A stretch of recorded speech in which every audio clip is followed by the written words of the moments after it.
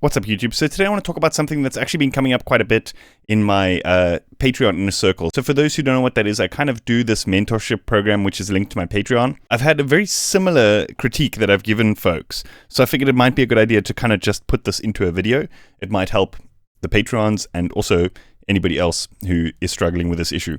So the idea is to be able to sparse out your leads to get them to kind of juggle a bit better, A-Bing between each other, like a call and response type of thing. So often in Psytrance, there's a very linear approach to the arrangement and the production, specifically of the leads. You can kind of hear it when a track is kind of like plays for 4 bars, then another layer comes in, plays for 4 bars, then another layer comes in, plays for 4 bars, and another layer, and another layer, and another layer, and another layer. It kind of tends to sound a little bit linear.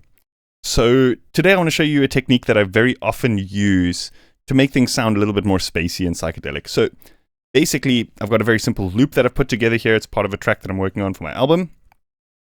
And then I've got 2 layers here from Phase Plant. These are both leads that I've just pulled up from my most recent Phase Plant preset pack.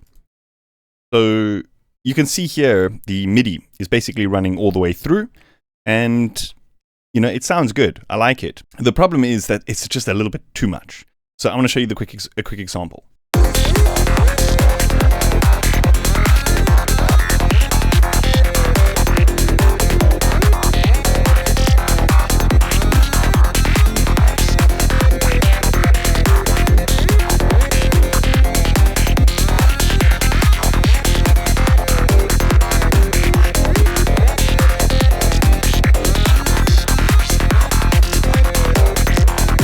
So like I said, it's just the 2 layers from Phase Plant.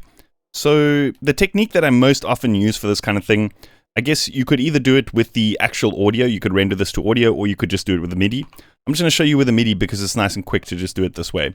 So in Bitwig, we can actually open up the knife tool by pressing 5, and then hold Alt, and then just chop these clips like this along the grid lines. So you can actually set your grid lines over here to specific whatever you need it to be, and then chop it like that, which is pretty cool. So basically what we're doing here is we're just removing a bunch of clips. In fact, first thing I want to do is actually just copy these here, because I guess the biggest thing about this, I guess, is a more philosophical thing. Often we get to the point where we put so much time and effort into creating this melody line, all these little intricacies, and then we sit back and we listen to it and it's like, it's just too much.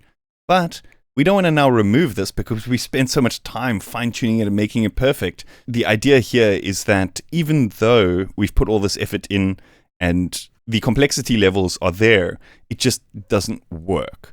So just saving it in the clip launchers is a way of not feeling too bad about removing the things, because now, for example, what we could do is we could hold Alt and chop these, and I can just delete parts without feeling like, oh, I've now removed something that I put all this work into. Does that make sense? Or I have to check, is there another clip of this in the arrangement, just in case I remove too much, you know? So the idea here is to basically remove half of the content like this. Say, for example, we got 32 bars here. We remove the last 16 bars. And then what we want to do is we want to sparse out the content that we have within the remaining MIDI patterns. So usually what I do is I'll give it like some spaces of about like 3 or 4, and we can change it. We can see how this works and then change the groove depending. So here you'll notice that we're left with these 2 MIDIs that overlap. In my opinion, it's gonna sound better if we just kind of A/B them, do this call and response thing, because then we're gonna hear each lead much more specifically in the mix. They're not going to be overlapping and doing all these things. And furthermore, what I do is I'll generally have some group processing or something on the leads. I'll just go ahead and I'll actually increase the size of the delays. So let's say go with a 6 and increase the feedback of the delays as well. So what that's going to do is, you know, without the delays, let's turn these down. You're going to notice there's this almost silence over here, this gap in between these 2 leads. And we're basically using the delay to blur the space between them. Does that make sense? So it kind of all sounds like one layer, but doing different things. So I'm going to show you without the delay and with the delay.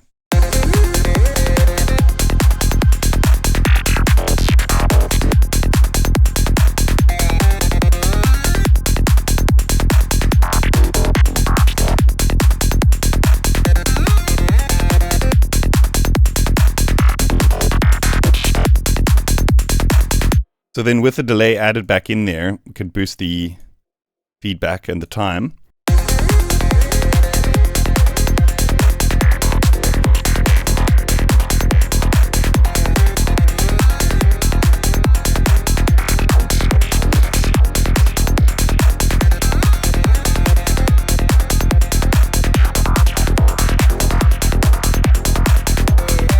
And now we can even go ahead and turn the volumes of these up because we got a little bit more space in terms of headroom. Because these sounds now aren't overlapping over each other and creating a summing effect, we can actually get more loudness out of each one.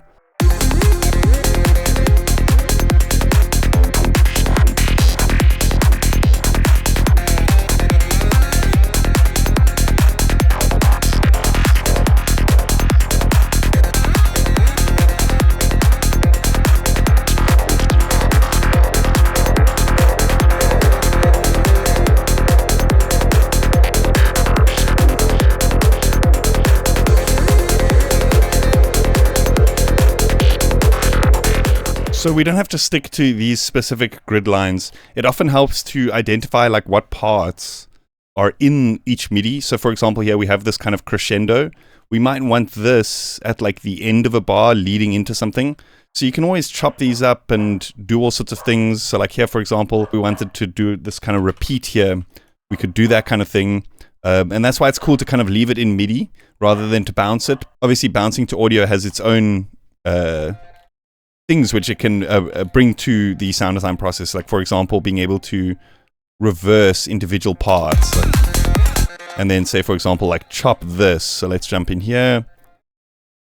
Chop this part like this. Let's do an operators. So also because, I mean, this is Bitwig, we can use hybrid tracks. We can have some MIDIs and some audios. Pretty cool workflow. So then here what I'll do is I'll generally put blank clips before and after, and then just consolidate. I guess you can't consolidate if there's audio and MIDI together in a clip. But we can do something like this, consolidate the bottom one so that we can just drag this group over to the next part.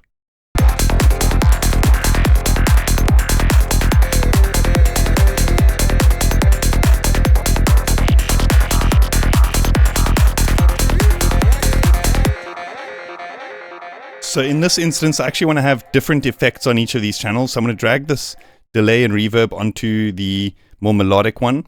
And with this more FM one, we can perhaps just do a basic reverb setup here.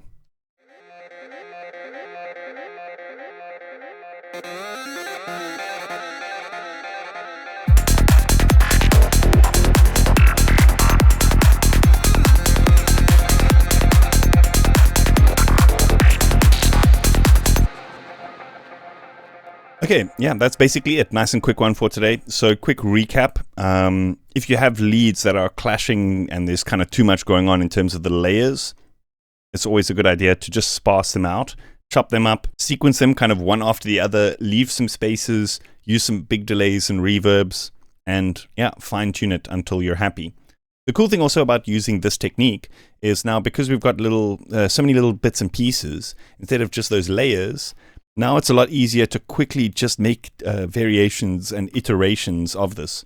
So for example, we can jump in and just say remove these, or like just have this first part here, and then like remove everything else, and then just have like this part over here.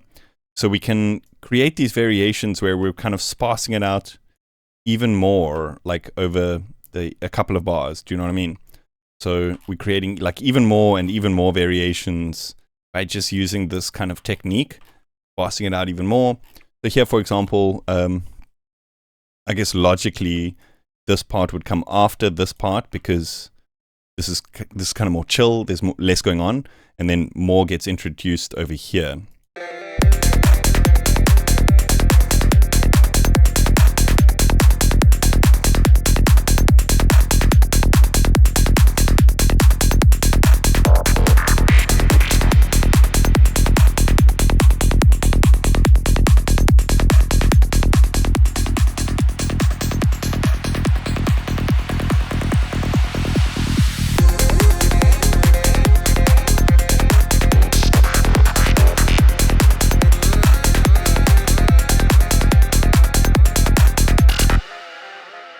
Cool. Okay, that's about it.